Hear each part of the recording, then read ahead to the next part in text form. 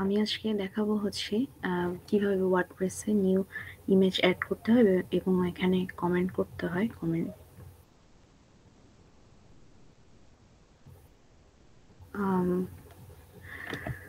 আমি এখানে আমার ড্যাশবোর্ডে গেলাম, দেন হচ্ছে মিডিয়া থেকে লাইব্রেরিতে যাব, দেন আমরা অ্যাড নিউতে ক্লিক করে এখানে সিলেক্ট ফাইলটা দেখতে পাচ্ছি, দেন এখানে যে পিকচারটা নিতে চাই সেটা এখানে অ্যাড করে দেব এবং আপলোড হতে কিছু সময় লাগবে।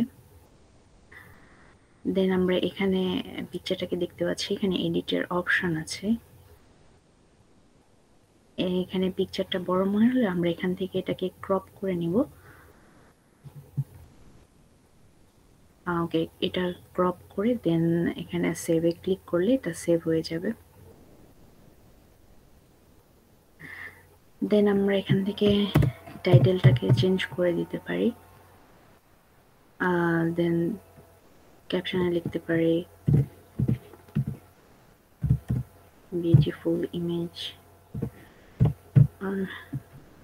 ওকে, আমরা এখানে লিখলাম। দেন আমরা ইউআরএলটাকে কপি করে আমরা এখানে হচ্ছে ভিউ অ্যাটাচমেন্ট, এটাকে আমরা এখানে এখানে দেখতে পাচ্ছি যে এটা এখানে অ্যাড হয়ে যাবে।